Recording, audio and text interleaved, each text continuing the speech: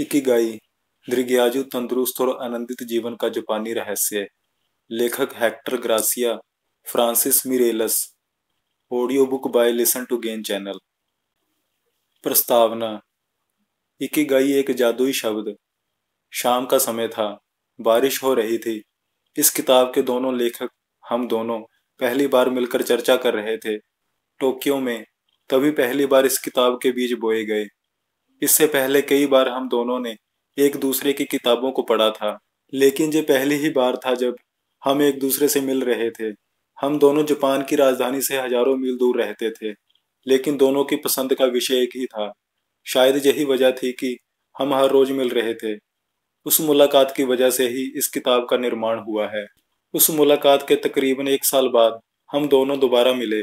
बगीचे में टहलते हुए हमने पाश्चात्य मनोविज्ञान और खास करके उस लोगोथेरेपी के बारे में बातचीत की जो लोगों को अपने जीवन का मकसद ढूंढने में मदद करती है। हमारी बातचीत में एक बात उभर कर आई कि आजकल के मनोचिकित्सक विक्टर फ्रांकल की बताई हुई लोगोथेरेपी का इस्तेमाल कम करते हैं। इसकी बजाय वे कॉलेजों में सिखाई जाने वाली बातों को प्रमाण मानते हैं। लेकिन आज भी लोग अपने जीवन का सही मकसद जानने में नाकामयाब होते रहते हैं। हम हमेशा ही अपने राह से यह सवाल पूछते रहते हैं कि मेरे जीवन का उद्देश्य क्या है। क्या ज्यादा से ज्यादा साल जिंदा रहना ही जीवन का लक्ष्य है, या इससे भी बड़ा और इससे अलग कोई और उद्देश्य है। कुछ लोग को ये पता होता है कि उन्हें क्या चाहिए और वह उस लक्ष्य को प्राप्त करने के लिए ही जीते हैं, जबकि कुछ लोग हमेशा दुविधा में जीते रहते हैं। ऐसा क्यों होता है? तब हमारी चर्चा में एक शब्द बार बार आया और वह जादुई शब्द था इकिगाई। यह एक जापानी संकल्पना है। इसका ऊपरी अर्थ है हमेशा व्यस्त रहने से मिलने वाला आनंद। लोगोथेरेपी की तरह इसका मकसद भी अपने जीवन का उद्देश्य ढूंढना है, लेकिन इसमें काफी गहरा अर्थ छुपा हुआ है। इकिगाई शब्द जापान के लोगों की लंबी आयु का रहस्य बताता है। ओकिनावा जैसे शहर में रहने वाले लोगों का आयु मान काफी ज्यादा होता है। यहाँ पर प्रति 1 लाख लोगों में से 24.55 लोग 100 साल से ज्यादा उम्र के पाए जाते हैं। वैश्विक स्तर की तुलना में यह अनुपात काफी ज्यादा है। जापान में रहने वाले लोग बाकी देशों के लोगों की तुलना में ज्यादा साल जीते हैं। इसमें कोई शक नहीं कि अच्छा भोजन, ग्रीन टी तथा अच्छा मौसम इसमें बड़ी भूमिका निभाते हैं। लेकिन जहाँ के लोगों के ज्यादा साल जीने के पीछे की असली वजह होती है इकिगाई। यह शब्द उनके जीवन को सही दिशा देता है। इस विषय का अध्ययन करते वक्त एक बात विशेष रूप से हमारे सामने आई कि इस विषय पर प्रकाश डालने वाली कोई भी किताब या व्यक्तित्व मार्गदर्शिका उपलब्ध नहीं थी। हमारे मन में और एक सवाल आया कि ओकिनावा में रहने वाले लोगों को जीवन के अंत तक सक्रिय रहने की प्रेरणा कहाँ से मिलती होगी। उनके आनंदित और लंबी उम्र वाले जीवन के पीछे का क्या राज होगा। हमने इस बात की और गहराई से खोज की तो हमें दक्षिणी जापान स्थित ओगिमी नामक एक छोटे से गांव के बारे में पता चला। इस गांव को दृग्याजु लोगों के गांव के रूप में जाना जाता है। 3000 लोगों के इस छोटे से गांव में विश्व के सबसे ज्यादा दृग्याजु लोग रहते हैं। हमने ये खोजने की ठान ली कि इन लोगों के इतनी बड़ी संख्या में शताऊ होने के पीछे असली वजह क्या है। हमने हर पहलू की पड़ताल शुरू कर दी। कहीं ओकिनावा में पाया जाने वाला शिकुवासा फल नींबू की तरह दिखने वाला और एंटीऑक्सीडेंट की बहुत ज्यादा मात्रा वाला तो इनकी लंबी उम्र का राज नहीं है। मोरिंगा चाय बनाने के लिए जो शुद्ध पानी इस्तेमाल होता है, कहीं वह इसके पीछे की वजह तो नहीं है। खोज शुरू होने के 1 साल के अंदर ही हमारी पूरी टीम कैमरे के साथ ओकिनावा पहुंच गई। वहां के लोग काफी प्राचीन भाषा बोलते हैं और लंबे बालों वाले बुना गया के असूलों के अनुसार जीते हैं। हमारे पहुंचते ही वहां के लोगों ने स्नेहशीलता के साथ हमारा स्वागत किया। कुछ ही समय में हम उनके साथ अच्छे से घुल मिल गए। हमें महसूस हुआ कि वह अनोखी ऊर्जा के साथ जीते हैं। जब हमने वहां के सबसे बुजुर्ग लोगों से भेंट वार्ता की तो हमें पता चला कि कुदरती माहौल के अलावा वहां पर कुछ और भी है जिसकी वजह से वहां के लोग लंबी आयु जीते हैं। वहां के लोगों में एक अजीब सी ऊर्जा और जोश है जिसकी वजह से वह लंबा और आनंददायक जीवन जीते हैं। फिर एक बार इकिगाई शब्द हमारे सामने आया। हमने वहां के लोगों से पता करने की कोशिश की कि इकिगाई मतलब क्या, इसका असली अर्थ क्या है और इससे क्या फायदा होता है।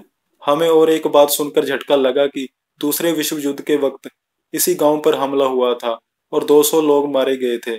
लेकिन हैरानी की बात यह थी कि इन लोगों के मन में किसी के भी प्रति कोई नकारात्मक भावना नहीं थी। उल्टा वह सकारात्मक सोच और इच्चारिबो चोड़े के आधार पर जी रहे थे। इच्चारिबो चोड़े का अर्थ है सभी के साथ भाई की तरह बर्ताव करें। जिन लोगों से आप कभी ना मिले हो उनके बारे में भी ये मानकर ही जिए कि वे आपके भाई हैं। ओगीमी लोगों के आनंददायक जीवन के पीछे का पहला राज जो हमें मिला वह था उनका सामाजिक जीवन। वह लोग काफी पहले से ही संघ भावना के साथ और अपनेपन से जीवन जीते आए हैं। वह लोग हमेशा एक दूसरे के साथ प्यार से पेश आते हैं और एक दूसरे की मदद करते हैं। दोस्ताना अंदाज में जीना, हल्का भोजन करना तथा सही मात्रा में आराम और व्यायाम उनके स्वास्थ्य के कारण है। लेकिन उनके पूर्णतः संतुष्ट, आनंददायक और शतायु जीवन के पीछे का असली कारण है इकिगाई। वे हर दिन को इकिगाई के हिसाब से जीते हैं। इन लोगों के शतायु जीवन का राज आपके सामने उजागर करना और साथ ही आपको अपना इकिगाई ढूंढने में मदद करना ही इस किताब का मूल मकसद है। क्योंकि जिन जिन लोगों को इकिगाई मिला है वह लोग आनंददायक, संतुष्ट और दीर्घायु जीवन जी रहे हैं। आपकी इस यात्रा के लिए आप सभी को दिल से शुभकामनाएं। अध्याय 1। इकिगाई, उम्र बढ़ते हुए भी युवा रहने की कला। आपके अस्तित्व की वजह क्या है? जापानी लोगों का ऐसा मानना है कि हर एक के जीवन का एक इकिगाई होता है। शायद फ्रांस के लोग इसे जीवन का उद्देश्य कहेंगे या और देशों के लोग किसी और नाम से पुकारेंगे। इकिगाई हर एक के अंदर छुपा हुआ होता है। कुछ लोगों को अपना इकिगाई मिल जाता है तो कुछ लोग इसकी खोज में होते हैं। हर एक के अंदर इकिगाई छुपा हुआ होता है और इसे खोजने के लिए संयम की आवश्यकता होती है। ओकिनावा के लोग कहते हैं कि उनके सुबह उठने के पीछे की एक ही वजह होती है और वह है उन्हें मिला हुआ उनका इकिगाई। जैसे आपको क्या पसंद है, विश्व को क्या चाहिए, आप किस बात में माहिर हैं, आपको किस काम का अच्छा प्रतावा मिल सकता है। प्रेरणा, लक्ष्य, व्यवसाय, छुट्टी, इन सभी से मिलकर बनता है इकिगाई। कुछ भी करो लेकिन कभी भी निवृत्त मत होना। एक बार आपको अपना इकिगाई स्पष्ट हो जाए तो फिर सुख और संतुष्टि अपने आप मिलती है। जीवन को असली अर्थ मिलता है। इस किताब के माध्यम से आपको आपका इकिगाई मिले और जापानी लोगों के तन, मन व बुद्धि से हमेशा स्वस्थ रहने के पीछे का राज आप समझ पाएं।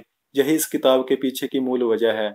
अगर आप जापान गए तो आपको एक बात पक्का पता चलेगी कि रिटायर होने के बाद भी वहाँ के लोग हमेशा काफी सक्रिय और व्यस्त रहते हैं। सच बात तो ये है कि जापान के लोग रिटायर होते ही नहीं हैं। जब तक उनका शरीर साथ देता है वहाँ के लोग अपना पसंदीदा काम करते रहते हैं। महत्वपूर्ण बात यह है कि जापानी भाषा में रिटायर शब्द के लिए कोई भी शब्द नहीं है। जैसे अंग्रेजी में एक उम्र के बाद नौकरी या काम बंद करने के लिए रिटायरमेंट शब्द है, वैसा कोई शब्द जापानी भाषा में नहीं है। नेशनल जियोग्राफी के रिपोर्टर डैन ब्यूटेनर ने काफी समय जापान में बिताया है और उनका कहना है कि जापानी लोगों को अपने जीवन का उद्देश्य इतना महत्वपूर्ण लगता है कि उनके जहां पर रिटायरमेंट की कोई संकल्पना ही नहीं है। युवा लोगों का राज्य। दीर्घायु के रहस्य के बारे में और जानकारी हासिल करते वक्त हमें पता चला कि जापानी लोगों के खाने पीने के तौर तरीके और उनकी खाद्य संस्कृति के साथ इकिगाई का ज्ञान उनकी लंबी उम्र की बड़ी वजह है। ओकिनावा जैसी जगहों का जहाँ की लंबी आयु वाले बहुत सारे लोग रहते हैं, ऐसी जगहों को ब्लू जोन कहते हैं। अध्ययन करने के बाद कुछ अनोखे तथ्य सामने आए, जैसे कि यह लोग सिर्फ ज्यादा साल ही नहीं जीते हैं बल्कि इन लोगों को कैंसर और हृदय रोग जैसी बड़ी बीमारियां भी नहीं होती है। इन लोगों के जीवन जीने का तरीका इतना प्रभावी और आनंददायी होता है कि बाकी देशों के लोग उसकी कल्पना भी नहीं कर सकते। खून में उपलब्ध जिस चीज की वजह से उम्र बढ़ने की प्रक्रिया होती है उसकी मात्रा इन लोगों में कम होती है। इसका श्रेय वह 80% पेट भरने तक खाना और चाय पीने की आदत को देते हैं। वहाँ की महिलाओं में जब रजोनिवृत्ति होती है उस समय उनका शरीर बहुत अच्छे तरीके से साथ देता है। इतना ही नहीं, विश्व के बाकी लोगों की तुलना में इन जगहों की स्त्री पुरुषों में लैंगिक संप्रेरक ज्यादा उम्र तक सक्रिय होता है। अल्जाइमर जैसी बीमारियों की संभावना काफी कम होती है। हालांकि इस किताब में हम इन सभी बातों पर रोशनी नहीं डालने वाले हैं, लेकिन इतना पक्का है कि उनकी लंबी उम्र के पीछे उनका अपने इकिगाई को जानना और उस उद्देश्य पर लक्ष्य केंद्रित करना ही है। यह बात अध्ययन से ज्यादा स्पष्ट हो गई। इकिगाई का अर्थ। जापान में इकिगाई शब्द इस प्रकार से लिखते हैं, जिसमें इसका अर्थ जीवन और मतलब अर्थपूर्ण। इसी शब्द को अगर हम दो हिस्सों में लिखें तो इसका मतलब है पहले दर्ज का योद्धा, जैसे युद्ध में हमेशा पहले स्थान पर रहना, और मतलब सुंदर और सुबह ऐसा होता है। द्रिगयाजू लोगों के 5 टापू blue zones. Okinawa blue zone में पहले स्थान पर आता है, जहाँ की महिलाएं दुनिया के अन्य हिस्सों में रहने वाली महिलाओं की तुलना में अधिक समय तक जीवित और स्वस्थ रहती हैं। डैन ब्यूटनर ने इस प्रकार की 5 जगहों का अध्ययन किया, जो कि इस प्रकार है। नंबर 1, ओकिनावा जापान, दक्षिण का इलाका, जहाँ के लोग एक छोटी सी डिश में टोफू और इसी प्रकार की कई सारी उच्च गुणवत्ता वाली सब्जियां डालकर खाते हैं। इकिगाई को जानने के साथ साथ मोई जानी कि दोस्तों का एक गुट उनकी लंबी उम्र में बड़ा योगदान करता है। नंबर 2, सार्डिनिया इटली, यहाँ के लोग भारी मात्रा में सब्जियां खाते हैं और रोज 1 या 2 गिलास वाइन पीते हैं। ओकिनावा की तरह यहाँ के लोग भी अपनी लंबी उम्र का श्रेय सामाजिक जुड़ाव की भावना को देते हैं। नंबर 3, लोमा लैंडा कैलिफोर्निया, यहाँ के सेवंथ डे एडवेंटिस्ट इस ग्रुप के लोगों का निरीक्षण किया गया। ये लोग अमेरिका के द्रिगयाजू लोगों में से एक हैं। Number 4, the Nicoya peninsula Costa Rica, यहाँ के लोग 90 साल के बाद भी सक्रिय होते हैं। यहाँ के लोग खुशी खुशी सुबह 5:30 बजे उठते हैं और अपने खेतों में और बगीचों में काम करते हैं। नंबर 5, इकारिया ग्रीस टर्की, यहाँ के समुद्र किनारे रहने वाले लोगों में हर 3 में से एक इंसान 90 साल से ऊपर जीता ही जीता है, जबकि अमेरिका में इसका सिर्फ 1% है। इसी वजह से इसको द्रिगयाजू लोगों का टापू कहा जाता है। 500 बीसी से चली आई जीवन शैली को इसका श्रेय जाता है। किताब के अगले हिस्से में हम ओकिनावा टापू पर रहने वाले लोगों की लंबी उम्र के पीछे के मुख्य कारणों का अभ्यास करेंगे। इन 5 जगहों में से 3 जगह टापू है, इस वजह से वहां पर सामग्री काफी सीमित है। जाहिर सी बात है कि एक दूसरे की मदद के अलावा दूसरा कोई चारा इन लोगों के पास नहीं रहता। कुछ लोगों के लिए तो दूसरों की मदद करना ही उन लोगों का इकिगाई होता है और वही उनके शुताजू जीवन का राज है। जिन लोगों ने इसका अध्ययन किया वे इसी नतीजे पर पहुंचे कि द्रिगयाजू जीवन का राज खाद्य संस्कृति, व्यायाम, इकिगाई को जानना तथा सामाजिक जुड़ाव जैसी बातों में छुपा है। इस समाज के लोग अपने जीवन के समय का प्रबंधन इस प्रकार से करते हैं ताकि कम से कम तनाव आए। इसी के साथ वे मांसाहार भी बहुत कम करते हैं, प्रसंस्कृत पदार्थ का सेवन भी कम करते हैं, मदिरा पान भी कम करते हैं। वे तनावपूर्ण कसरत नहीं करते, लेकिन कुछ निश्चित और हल्का व्यायाम जरूर करते हैं। वे अपने खेतों में काम करते हैं, साथ ही पैदल बहुत ज्यादा चलते हैं। गाड़ी से जाने की बजाय वे पैदल चलना ज्यादा पसंद करते हैं। उनमें से लगभग सभी लोग अपने बगीचे में काम करते हैं और हल्का व्यायाम करते हैं। 80% का राज। जापान में हमेशा ही इस्तेमाल होने वाली एक कहावत है, हारा हाचिबू। यह पंक्ति खाना खाने से पहले कही जाती है। इसका अर्थ है कि उतना ही खाइए जिससे आपका पेट 80% भरे। यह काफी पुरानी सीख है, जिसमें इतना ना खाने की सलाह दी जाती है कि पेट पूरा भर जाए। यही वजह है कि ओकिनावा के लोग उतना ही खाना खाते हैं जितने में 80% पेट भरे। वे कभी भी पूरा पेट भरने तक खाना नहीं खाते। इसकी वजह से खाना हजम करने में जो ऊर्जा नष्ट होती है उसकी बचत हो जाती है। साथ ही ये बिना वजह बढ़ने वाली ऑक्सीडेशन की प्रक्रिया को भी कम करता है। वैसे तो यह जानने का कोई उपाय नहीं है कि हमारा पेट वाकई 80% भरा है या नहीं, इसलिए जब हमें लगे कि हमारा पेट भरने लगा है तभी खाना बंद कर देना चाहिए। पेट भरने के बाद का ज्यादा खाना, बिना वजह का नाश्ता, मीठी चीजें, खाने के बाद सेब का रस आदि चीजें भले ही हमें कुछ पल का आनंद देती हो, लेकिन अगर हम इन चीजों को टाल दे तो हमें लंबे समय तक आनंद मिलेगा। खाना किस प्रकार से परोसा जाता है यह भी महत्वपूर्ण है। जापान में लोग छोटी छोटी थालियों में खाना देते हैं, इसी वजह से वहाँ के लोग कम खाना खाते हैं। जापान के होटलों में खाना एक अनोखी थाली में परोसा जाता है। इसमें 4 छोटी छोटी थालियां और एक उससे थोड़ी बड़ी थाली, ऐसी कुल 5 थालियां होती है। जब आप 5 थालियां देखते हैं तो आपको ऐसा लगता है कि आप भरपेट खाना खाने वाले हैं, लेकिन जब आप खाना खत्म करते हैं तो आपको पता चलता है कि आपने कम खाया है और आपको पुनः भूख लगने लगती है। इसलिए कई विदेशी लोग जब जापान जाते हैं तो उनका वजन घट जाता है और वह पतले हो जाते हैं। हाल ही में किए गए एक सर्वे में ये साबित हुआ है कि वहाँ के लोग दिन भर में 1800 से 1900 कैलोरीज खाते हैं, जबकि विश्व के बाकी लोग 2200 से 2300 कैलोरीज खाते हैं। अमेरिका में बॉडी मास इंडेक्स 26 से 27 होता है, जबकि ओकिनावा में यह 15 से 22 है। ओकिनावा में रहने वाले लोग उच्च कोटि की खाद्य संस्कृति का पालन करते हैं। वह हफ्ते में 3 बार टोफू, शकरकंद और मछली खाते हैं और वह रोज 30 ग्राम सब्जी खाते हैं। पोषण वाले अध्याय में हम विस्तार से जानेंगे कि इस 80% में क्या क्या आता है। मोआई जीवन से जुड़ना। ओकिनावा में लोग अन्य किसी जगह के लोगों की तुलना में ज्यादा दोस्ताना बर्ताव करते हैं। यह उनकी संस्कृति का एक अंग है। मोआई का मतलब होता है एक ही उद्देश्य से इकट्ठे हुए लोगों का गुट। इस समाज के कई लोगों के लिए समाज सेवा करना ही उनका इकिगाई होता है। मोआई संकल्पना की शुरुआत काफी साल पहले हुई थी। कठिन परिस्थितियों में कुछ किसान इकट्ठा हुए और उन्होंने इसकी शुरुआत की। इसके तहत जिसके खेत में कम अनाज उगता था उसकी बाकी सभी किसान मदद करते थे। मोआई के लोग मासिक चंदा तय करते हैं और उसको जमा करते हैं। जब वह मिलते हैं तो खाना, गपशप और गो अंड शोगी जानी शतरंज जैसा एक खेल, इसके जैसे कई सारी चीजें करते हैं और जमा किए हुए पैसे इस्तेमाल करते हैं। इस प्रकार के खेलों के लिए इस्तेमाल करने के बाद जो पैसे बचते हैं वह समूह के किसी एक सदस्य को दे दिए जाते हैं। इसका चुनाव रोटेशन के आधार पर किया जाता है। इस प्रकार से मोआई में जो सदस्य होते हैं उनकी भावनात्मक और आर्थिक दोनों जरूरतें पूरी होती रहती है। अगर मोआई के किसी सदस्य को पैसे की जरूरत हो तो उसे कुछ पैसे उधार भी दिए जाते हैं। इन सभी बातों का बही खाता रखा जाता है और हर कोई अपनी जिम्मेदारी पहचान कर इस समूह का फायदा लेता है।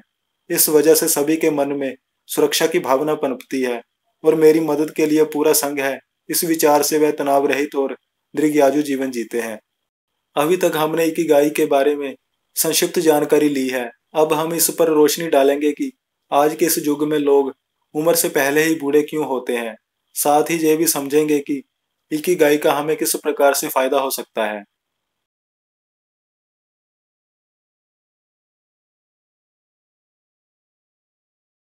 अध्याय 2। उम्र न बढ़ने का राज। छोटी छोटी बातें आपको आनंददायक और दीर्घायु जीवन देती है। उम्र बढ़ने के परी की कहानी। पिछली सदी से हम अपने आयुमान को हर साल 0.3 साल बढ़ा रहे हैं। अब ऐसा सोचिए कि यदि हमारे पास ऐसा तंत्र ज्ञान आ जाए जिसकी मदद से हम अपने आयुमान को हर साल 1 साल से बढ़ा सकें तो हम उम्र बढ़ने की गति को पीछे छोड़ देंगे और जीव शास्त्र के सिद्धांत के हिसाब से अमर हो जाएंगे। भविष्य के बारे में काफी सकारात्मक रे कुइजवेल और ओब्रे द ग्रे इनको लगता है कि आने वाले 10 सालों में हम इस लक्ष्य को पा सकते हैं। हालांकि कुछ शास्त्रज्ञ मानते हैं कि ऐसा हो पाना असंभव है। हमने तंत्र ज्ञान में चाहे कितना भी विकास क्यों ना किया हो लेकिन हम अपनी आयु को एक सीमा से ज्यादा नहीं बढ़ा सकते। कुछ वैज्ञानिक व विशेषज्ञ ऐसा मानते हैं कि 120 की उम्र के बाद हमारे शरीर में नई पेशियों का बनना बंद हो जाता है। अमरतव और खरगोश।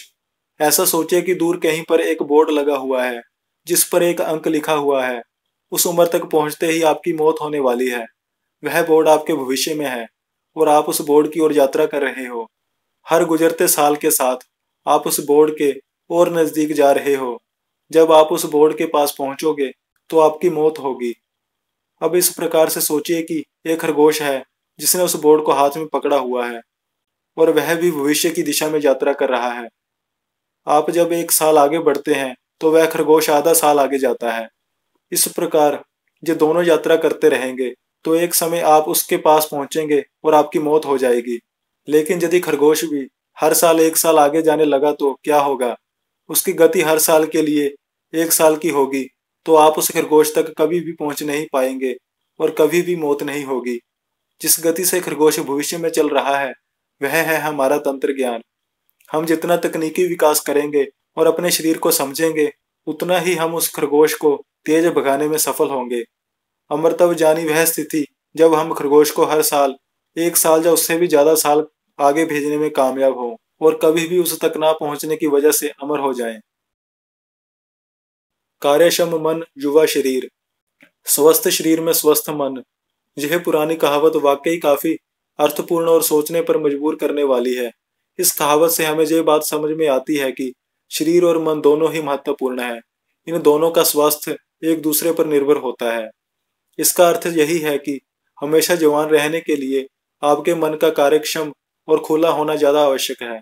जोश से भरा हुआ मन हमेशा आपको जवान रखता है और उम्र बढ़ने के आसार कम दिखाई देते हैं।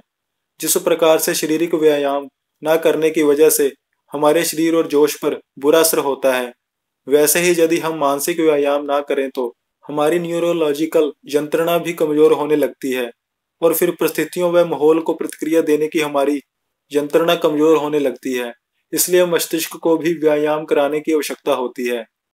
मस्तिष्क और मन को व्यायाम की जरूरत होती है। ऐसा बताने वाले न्यूरोलॉजिस्ट शलोमो ब्रेजनाइट कहते हैं, दिमाग को हमेशा उत्तेजित और कार्यक्षम रखने के लिए उसे व्यायाम मिलना ही चाहिए। स्पेनिश टेलीविजन के साथ एक मुलाकात में एडवर्ड पुनसेट ने कहा था, किसी के लिए क्या अच्छा है और उसे क्या करना अच्छा लगता है, इसमें हमेशा ही दुविधा होती है, जिसकी वजह से ही तनाव का निर्माण होता है। खासकर बुजुर्ग लोगों को हमेशा ही वही करना अच्छा लगता है जो वे आज तक करते आए हैं। असल में गलती उनकी भी नहीं है, दिमाग के काम करने का तरीका ही ऐसा है कि वह नया सोचने की बजाय उसी चीज को दोहराना ज्यादा पसंद करता है जो वह हमेशा से करता आया है। इसमें कोई शक नहीं कि हमेशा एक ही प्रकार का काम करने की वजह से वह काम अच्छा भी होता है और सहजता से भी होने लगता है। कार्य क्षमता के स्तर पर और रोजमर्रा की जिंदगी में इसके कई सारे फायदे भी हैं। इसलिए लोग अपनी दिनचर्या बदलने के लिए ज्यादा उत्सुक नहीं होते हैं, उनको वही काम करने में मजा आता है। यही श्रृंखला अगर तोड़नी हो तो दिमाग को नई नई जानकारी देना जरूरी होता है। जब दिमाग को नई जानकारी मिलती है तो दिमाग नए कनेक्शन का निर्माण करता है और पुनर्जीवित होता है। इसलिए हमेशा नई बातें करना और बदलाव के सामने जाना महत्वपूर्ण होता है। इसलिए भले ही हमें कठिन लगे और तनाव महसूस हो, तब भी हमारा अपने आराम के दायरे से बाहर आना जरूरी होता है। जब दिमाग को नई जानकारी मिलती है तो दिमाग नए कनेक्शन का निर्माण करता है और पुनर्जीवित होता है। इसलिए हमेशा नई बातें करना और बदलाव के सामने जाना महत्वपूर्ण होता है। इसलिए भले ही हमें कठिन लगे और तनाव महसूस हो, तब भी हमारा अपने आराम के दायरे से बाहर आना जरूरी होता है। दिमाग को प्रशिक्षण देने से क्या क्या फायदे होते हैं, यह विज्ञान ने साबित किया है। कोलिनस हेमिंग्वे और शेलोमो ब्रेजनीटस ने अपनी पुस्तक maximum brain power challenging the brain for health and wisdom में लिखा है कि मानसिक प्रशिक्षण का फायदा अलग अलग स्तरों पर होता है।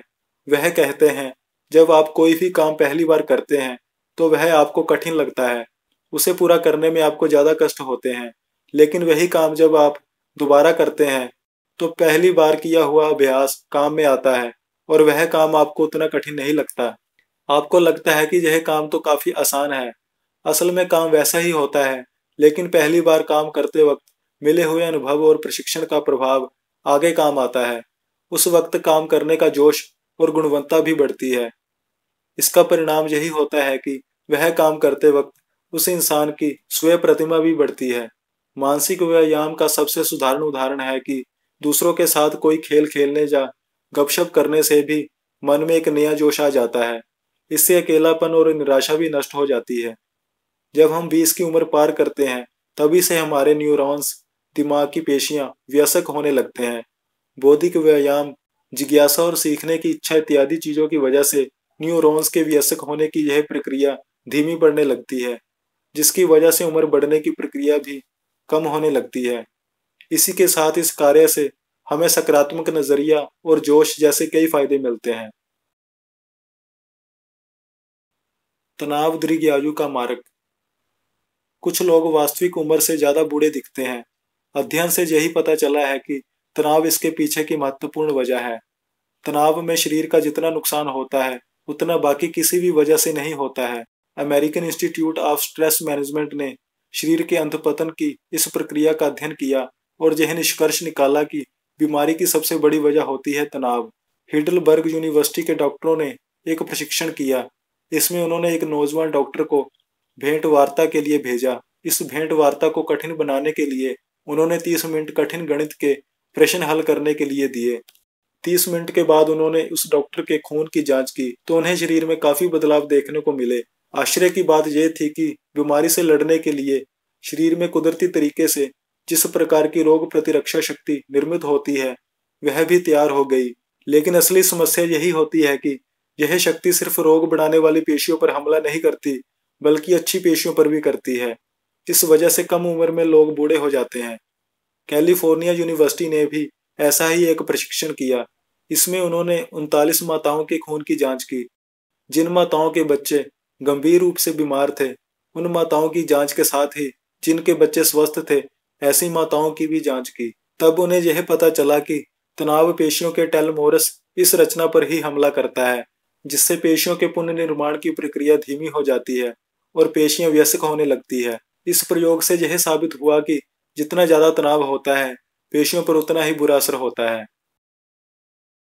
तनाव कैसे काम करता है? आजकल लोग बहुत ही तेज गति से जीवन जी रहे हैं, साथ ही स्पर्धा भरे माहौल में रह रहे हैं। ऐसी परिस्थितियों में हमारे शरीर को समस्या के संकेत हमेशा ही मिलते रहते हैं और प्रतिक्रिया के तौर पर शरीर में तनाव निर्मित होता रहता है। वैसे देखा जाए तो यह प्रतिक्रिया, मतलब तैयार हुआ तनाव, अच्छी है, क्योंकि इसकी मदद से हम खुद को अपने आसपास के माहौल में ढाल लेते हैं। उत्क्रांति की इस यात्रा में इस प्रकार के प्रतिसाद की वजह से हम कठिन परिस्थितियों से उभर कर आए और समस्याओं से बच सके। जब हमें खतरे का संकेत मिलता है तो हमारा मस्तिष्क पिट्यूटरी ग्रंथि को सक्रिय करता है, जिससे हमारे शरीर में हार्मोन्स की निर्मित होती है जो कोर्टिकोट्रोपिन निर्मित करते हैं। उसे हमारे नर्वस सिस्टम के द्वारा पूरे शरीर में पहुंचाया जाता है। उसके बाद एंड्रीनल ग्रंथि को संकेत मिलता है और एंड्रानिल और कोर्टिसोल का निर्माण होता है। एंड्रेनालिन हमारी सांस लेने की प्रक्रिया की गति बढ़ाता है और पल्स रेट बढ़ाता है। इससे हमारे स्नायु तैयार हो जाते हैं, जो सामने आए खतरे से अपने आप को बचाने के लिए सक्षम होते हैं। उसी समय कोर्टिसोल हमारे शरीर में ब्लड ग्लूकोज और डोपामाइन की मात्रा को बढ़ाता है, जिसकी वजह से हम चार्ज हो जाते हैं और समस्या से लड़ने के लिए तैयार हो जाते हैं। अशमयुगीन लोग ज्यादा समय शांत बैठते थे, कुछ खास घटनाओं में ही तनाव में रहते थे। समस्याएं असली होती थी, समस्या में वाकई उनके जीने मरने की नौबत आती थी। समस्या असली होने की वजह से समस्या के वक्त कोर्टिसोल और एड्रेनाइल का बहाव शरीर को स्वस्थ करता था। प्रगतिशील लोग सदा व्यस्त और समस्या से घिरे हुए रहते हैं, हमेशा ऑनलाइन रहकर अपने फोन में आने वाली नोटिफिकेशन की राह देखते रहते हैं। कई बार एक आध एसएमएस या ईमेल भी उन्हें समस्या का संकेत लगता है। हमेशा और कम मात्रा में होने वाले कोर्टिसोल के बहाव की वजह से शरीर को हानि पहुंचाने वाले और बीमारी को आमंत्रित करने वाले परिणाम दिखाई देते हैं। वैसे देखा जाए तो यह तनाव हमारे काम का है और हमारे बचाव के लिए उपयोगी भी है, लेकिन हर थोड़े समय के बाद इस तनाव का बार बार आना शरीर के लिए यकीनन हानिकारक है। लगातार तनाव में रहना शरीर के लिए हानिकारक होता है। साथ ही यह मस्तिष्क की याददाश्त से संबंधित पेशियों पर भी नकारात्मक असर करता है। लगातार आने वाले तनाव से निराशा पैदा होती है। निराशा न आए इसलिए जिन हार्मोन्स का निर्माण होना जरूरी है वह भी रुक जाता है। इसकी वजह से बाकी परिणाम भी देखने को मिलते हैं, जैसे कि चिड़चिड़ाहट, नींद न आना, चिंता और उच्च रक्तचाप। माना कि सामने आने वाली परिस्थितियां हमारे मन और शरीर के कार्यरत रहने की जरूरत पैदा करती है, लेकिन अगर हमें समय से पहले आने वाला बुढ़ापा टालना है तो अपनी दिनचर्या में बदलाव लाकर जीवन को तनाव मुक्त करने की कला सीखनी होगी। तनाव कम करने के लिए सजग यानी माइंडफुल रहें। हमें सताने वाले डर व चिंताएं चाहे असली हो या नकली, लेकिन उससे जो तनाव पैदा होता है उसके परिणाम असली ही होते हैं। उस तनाव के हमारे मन और शरीर पर भी बुरे परिणाम होते हैं। इससे हमारी हजम करने की शक्ति और त्वचा से लेकर कई सारे अंगों पर बुरा परिणाम होता है। इसलिए समस्या आने से पहले ही हमें इसके उपाय खोजने होंगे। कई सारे लोगों ने इसके लिए माइंडफुल मतलब सजग रहने की सलाह दी है। तनाव मुक्त होने के उपाय में सजग रहने को सबसे ज्यादा महत्व दिया गया है। हम किन परिस्थितियों में कैसा प्रतिसाद देते हैं, इस पर अपना ध्यान एकाग्र करना सजगता की पहली पायदान है। ऐसा करने से हम अपने आप वर्तमान में जीने लगते हैं और विचारों को अपने नियंत्रण के बाहर जाने से रोक पाते हैं। साथ ही विचारों का बिना वजह होने वाला गुस्सा हम रोक पाते हैं। बीमारी से त्रस्त और तनावग्रस्त रॉबर्टो अल्सीबार, जो खुद आगे चलकर माइंडफुलनेस के सर्टिफाइड इंस्ट्रक्टर बने और उनका जीवन इसकी मिसाल है। इसके लिए उन्होंने अपनी व्यस्त जीवन शैली को त्याग दिया। वह कहते हैं, हमें विचारों पर विचार करने की आदत लग चुकी है, जिसकी वजह से हम एक चक्रव्यूह में अटके हुए हैं। हमें इस चक्रव्यूह से बाहर आने की कला सीखनी है। हम ऐसे कई सारे लोगों को जानते हैं जो फोन पर बात करते वक्त या टीवी देखते वक्त नाश्ता करते हैं। अगर हम उनसे पूछे कि आपने अभी जो आमलेट खाया उसमें प्याज था क्या, तो वे जवाब नहीं दे पाते हैं। सजगता की अवस्था तक पहुंचने का एक मार्ग है ध्यान, यानी मेडिटेशन। ध्यान की मदद से हम इस विश्व से हमारी ओर आने वाली जानकारी को छानकर अपने मन में भेज सकते हैं। सांस से संबंधित व्यायाम और बॉडी स्कैन के माध्यम से भी हम इस लक्ष्य को हासिल कर सकते हैं। माइंडफुलनेस यानी सजगता को हम प्रशिक्षण के माध्यम से हासिल कर सकते हैं। अगर इसी चीज को हम हमेशा और ध्यान एकाग्र करके कर पाते हैं तो हम अपने तनाव पर यकीनन काबू पा सकते हैं।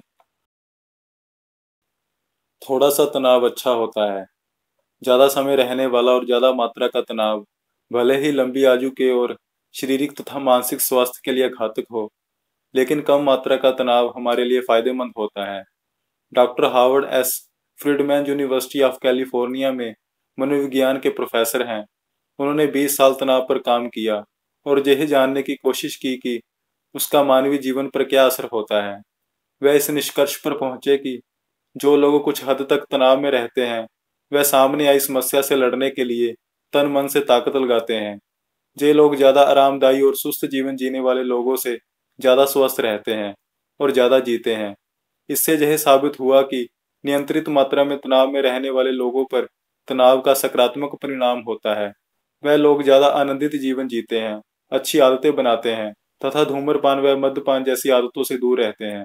इस किताब में हम 100 साल से ज्यादा यानी करीबन 110 से ज्यादा साल जिए हुए लोगों से मिलने वाले हैं। उनसे मिलकर आपको यकीन होगा कि ये लोग काफी अच्छा जीवन जी पाए और खास बात तो ये है कि वे आखिरी समय तक काम करते रहे। बैठे रहना उम्र बढ़ने की वजह बन सकती है। पश्चिमी देशों में एक जगह पर बैठकर काम करने की संस्कृति बढ़ती जा रही है। इससे उच्च रक्तचाप और मोटापा जैसी बीमारियों को आमंत्रित किया जाता है। साथ ही उनकी उम्र पर भी इसका असर होता है। काम की जगह पर या घर में एक ही जगह पर ज्यादा समय बैठकर काम करने से मांसपेशियां कमजोर हो जाती है। इससे सांस लेने की प्रक्रिया भी धीमी होने लगती है। एक ही जगह पर बैठे रहने से हाइपरटेंशन, बदहजमी, हृदय रोग तथा हड्डियों का कमजोर होना जैसी तकलीफें शुरू हो जाती हैं। हाल ही में किए गए एक सर्वे के अनुसार एक ही जगह बैठकर काम करने से प्रतिरक्षा शक्ति पर भी गलत असर होता है और पूरी शरीर संस्था का काम बिगड़ता है। यह समस्या सिर्फ कंपनी या ऑफिस में काम करने वाले लोगों की नहीं है, बल्कि हर उम्र के लोगों की है। जिन बच्चों को एक ही जगह पर बैठने की आदत होती है उन बच्चों में काफी कम उम्र में मोटापे जैसी बीमारियां देखने को मिलती है।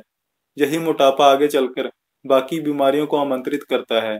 इसलिए बचपन से ही सक्रिय जीवन शैली की आदत डालना काफी जरूरी होता है। एक जगह पर बैठे ना रहना उतना भी मुश्किल नहीं है। थोड़ी सी हलचल और रोजमर्रा की जिंदगी में किया हुआ थोड़ा सा बदलाव इस समस्या को जड़ से निकाल सकता है।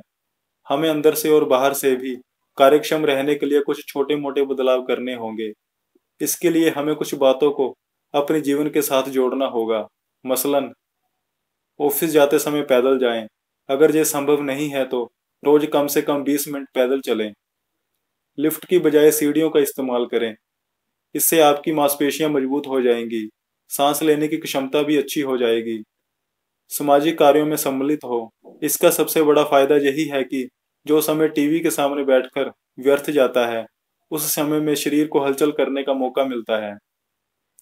जंक फूड की बजाय फल खाना शुरू करें। इससे बार बार खाना नहीं पड़ेगा और शरीर को ज्यादा अच्छा खाना मिलेगा। सही मात्रा में नींद लें। 7 से 9 घंटे की नींद हमारे लिए सही है, लेकिन उससे ज्यादा मात्रा में नींद हमें सुस्त बना देती है। छोटे बच्चे या फिर जानवरों के साथ खेलें या किसी संघ के सदस्य बने।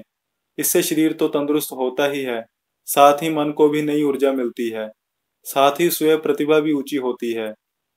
अपने रोज के कामों को सजगता से देखें।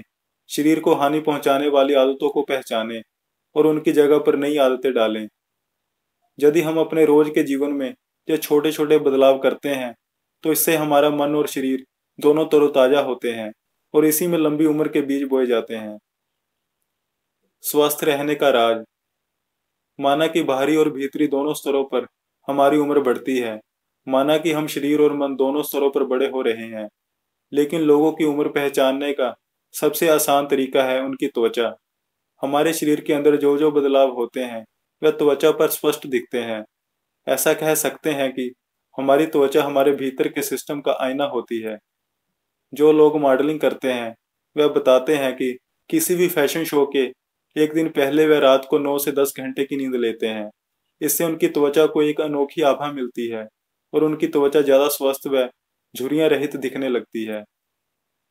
विज्ञान ने यह साबित किया है कि युवा रहने के लिए सबसे प्रभावी साधन है नींद। जब हम नींद में होते हैं तो हमारे शरीर में मेलाटोनिन हार्मोन्स तैयार होते हैं जिनसे हम युवा दिखने लगते हैं। प्रभावशाली एंटीऑक्सीडेंट से भरा हुआ मेलाटोनिन हमें ज्यादा साल जीने में तो मदद करता ही है, साथ ही इसके और भी कई सारे फायदे होते हैं।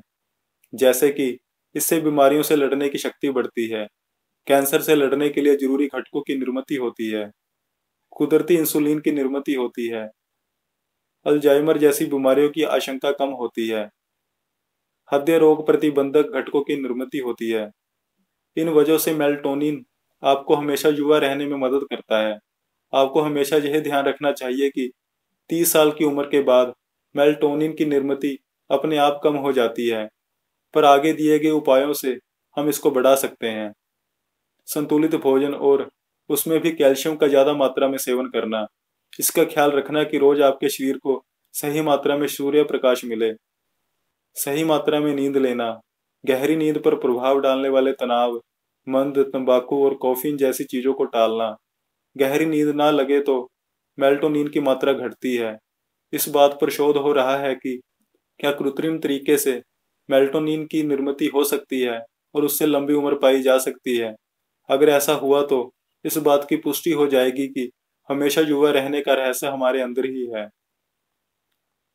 युवा रहने का नजरिया। हमारे मन में असामान्य शक्ति है। हमारा शरीर जवान दिखेगा जब बूढ़ा, इस पर मन का काफी प्रभाव होता है। कई सारे डॉक्टर यह मानते हैं कि शरीर से जवान दिखने के लिए मन का कार्यरत होना और जोश से भरा हुआ होना जरूरी है। यही इकिगाई का तत्व है। हालांकि इसका इस्तेमाल सिर्फ समस्या के वक्त करना सही नहीं होगा। हमेशा जोशपूर्ण और कार्यक्षम रहने की कला हमें सीखनी है। जे शिवा यूनिवर्सिटी में किए गए एक सर्वेक्षण में दो समान रहस्य पाए गए। एक तो यह कि इन लोगों के अंदर असामान्य सकारात्मक नजरिया होता है और दूसरी बात यह कि वह भावनात्मक दृष्टि से भी सक्षम होते हैं। इसे दूसरी भाषा में बताए तो जो लोग समस्याओं को और जीवन को सकारात्मक नजरिए से देखते हैं और अपनी भावनाओं को दिशा देना जानते हैं, वह लोग लंबी आयु की यात्रा में सही दिशा में हैं। सोशिक नजरिया। समस्या में होते हुए भी चेहरे की हंसी ना खोने वाला इंसान हमेशा युवा दिखता है। इस प्रकार की संयमित जीवन शैली से चिंताएं दूर होती है और तनाव का स्तर कम होने में मदद मिलती है। 100 साल और उससे भी ज्यादा लंबी उम्र पाए हुए लोगों में कुछ समान चीजें देखने को मिली। इन लोगों के जीवन में समस्याएं आई हुई होती है, लेकिन उन्होंने समस्या की ओर देखने का सकारात्मक नजरिया विकसित किया होता है। वह समस्या का सामना करते हैं और बिना हारे समस्या के ऊपर जीत पाते हैं। 2014 में विश्व के सबसे उम्र दराज इंसान के तौर पर जाने गए 111 वर्षीय एलेक्जेंडर अमीच ऐसा मानते हैं कि बेशक अच्छे जीन्स मिलना लंबी आयु का एक कारण है, लेकिन यही एकमात्र वजह नहीं है। Guinness book of world records में नाम दर्ज होने के बाद जो मुलाकात हुई उसमें उन्होंने बताया कि आप कैसा जीवन जीते हैं, ये बात भी लंबी उम्र के लिए महत्वपूर्ण होती है। दृग्याजु काव्य। जब हम ओगिमी में थे तो करीबन 100 साल आयु की एक महिला ने एक कविता सुनाई। यह कविता उन्होंने उनकी भाषा और जापानी भाषा में गाकर सुनाई। इसका हिंदी तर्जुमा कुछ इस प्रकार होगा। स्वास्थ्य और दीर्घायु जीवन के लिए सभी पदार्थ थोड़े थोड़े और खुशी से खाएं। जल्दी सोएं, जल्दी उठें और तुरंत चलने लगें। हम हर दिन बड़ी शांति के साथ जीते हैं और अपनी यात्रा का आनंद लेते हैं। स्वस्थ और दीर्घायु जीवन के लिए हम सभी दोस्तों से अपनेपन का बर्ताव करते हैं। गर्मी हो, बारिश या हो सर्दी, हम मनाते हैं सारी ऋतुएं। आपकी उंगलियां कितनी उम्र की हैं, इसकी चिंता ना करें। अपने मस्तिष्क और हाथों की मदद से काम करते रहें। हमेशा काम में मशगूल रहें और काम करते रहें। 100 साल आपकी ओर चलते हुए आएंगे। अब हम अपनी उंगलियों का इस्तेमाल करके अगले पन्ने की ओर जाने के लिए तैयार हैं, जिस पर हम दीर्घायु जीवन और जीवन के उद्देश्य के बीच जो गहरा रिश्ता है उसे समझने वाले हैं। धन्यवाद।